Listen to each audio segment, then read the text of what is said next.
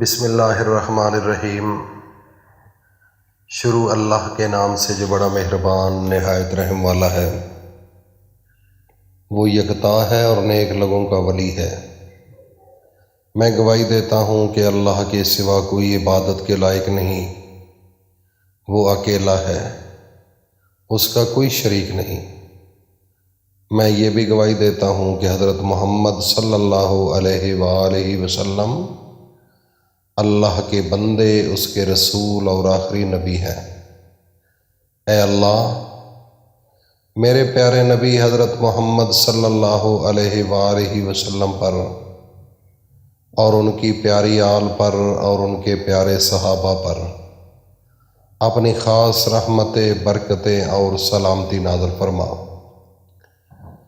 ناظرین، اللہ کا قرآن برحق ہے۔ اس قرآن کی ذمہ داری 10ویں پارے کے اندر کلیئر ہے کہ اللہ فرماتا ہے کہ اس کی ذمہ داری میرے پاس ہے، اس کے اندر کسی قسم کا کوئی رد و بدل نہیں آئے گا۔ اس کی ضمانت میرے اللہ نے خود لی ہے۔ جو پہلی کتابیں تھیں، توراۃ، انجیل، زبور، ان میں وقت کے لحاظ سے تبدیلیاں ہوتی رہیں، اور یہ جو بنی اسرائیل تھے، ان کی اصلاح کے لیے اللہ نے بے شمار انبیاء اکرام بھیجے تاکہ یہ لوگ صحیح راستے پر آ جائیں، لیکن یہ اپنی ضرورت کے مطابق کتابوں کے اندر رد و بدل بھی کرتے رہے اور نبیوں کو بھی قتل کرتے رہے۔ لیکن یہ سلسلہ چلتا چلتا جب آخری پیغمبر حضرت محمد مصطفیٰ صلی اللہ تعالی علیہ وسلم پر آیا، تو جو آسمانی کتاب اللہ نے عرش سے بھیجی، جو لے کر آنے والے جبرائیل تھے، تو اس کی حفاظت کا ذمہ اللہ نے خود اپنے ذمہ لے لیا کہ اس کے اندر کوئی رد و بدل نہیں ہوگا۔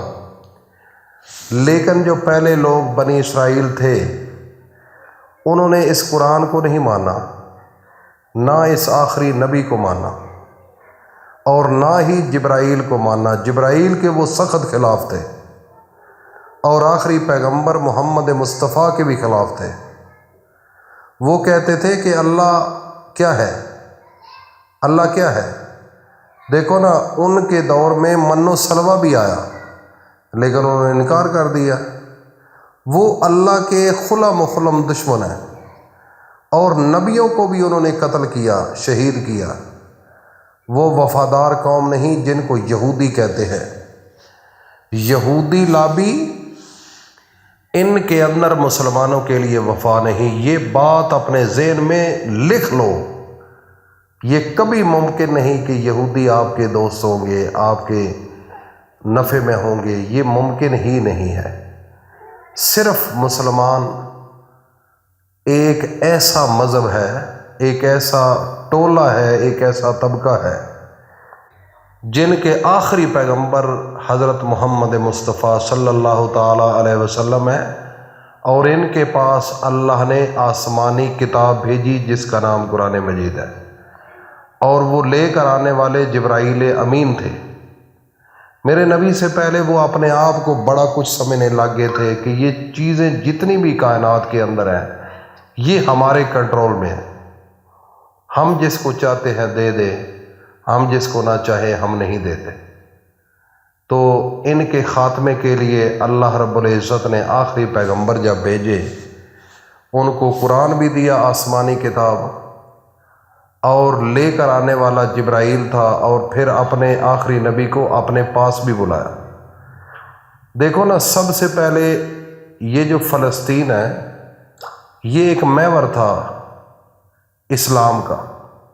میرے نبی جب معراج شریف پر گئے تھے، تو اللہ کا قرآن کہتا ہے، سبحان الذی اسری بعبدہ لیلا من المسجد الحرام الی المسجد الاقصی۔ یہ مسجد اقصی وہ مسجد اقصی ہے جس مسجد کے اندر میرے نبی نے جب معراج شریف کی تھی، معراج کے لیے جب اللہ نے اپنے پاس بلایا تھا، تو اس جگہ کو بھی سیر میں ملایا گیا، اور مسجد حرام۔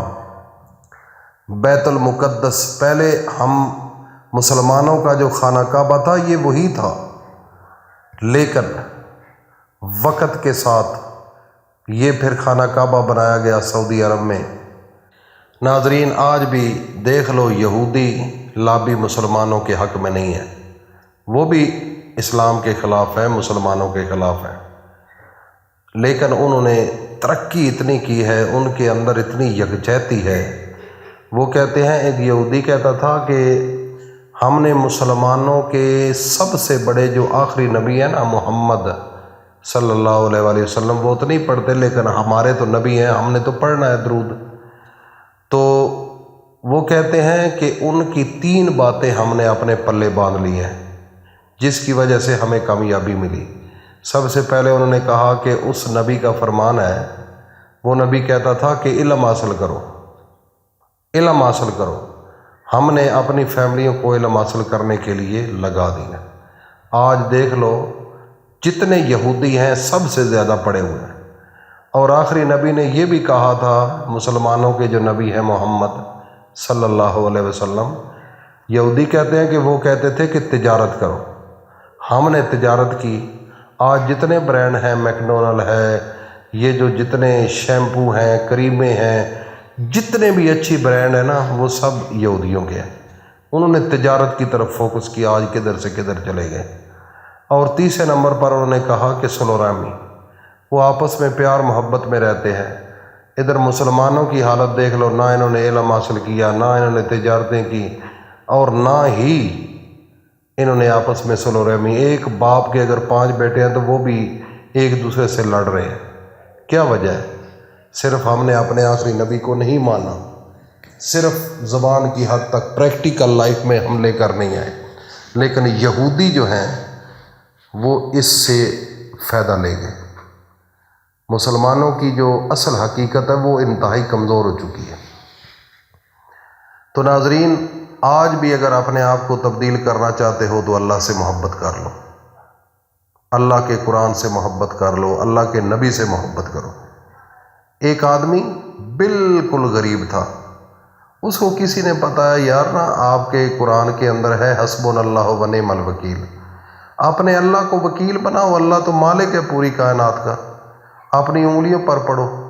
اس نے صبح اٹھتے ہی ایک روٹین بنا لی کہ 100 دفعہ حسبنا اللہ و نعم الوکیل و نعم المولا و نعم النصیر یہ پڑھنا شروع کیا۔ اللہ رب العزت نے اس کو اتنا عطا کیا، اتنا عطا کیا کہ کبھی وہ کہتا ہے کہ میرا ختم ہونے میں نام نہیں آتا، اتنا پیسہ اللہ نے دیا، اتنا رزق دیا۔ ناظرین، ہم نے اللہ پر بھروسہ کرنا چھوڑا ہے، اور جب سے اللہ پر بھروسہ کرنا چھوڑا ہے ہم ذلیل ہو رہے ہیں۔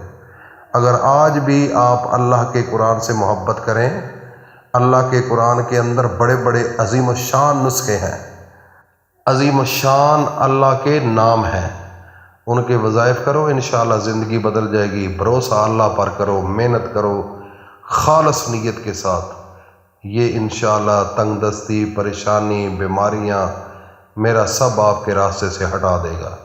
اللہ پاک عمل کی توفیق عطا فرمائے۔ وآخر دعوانا ان الحمدللہ رب العالمین۔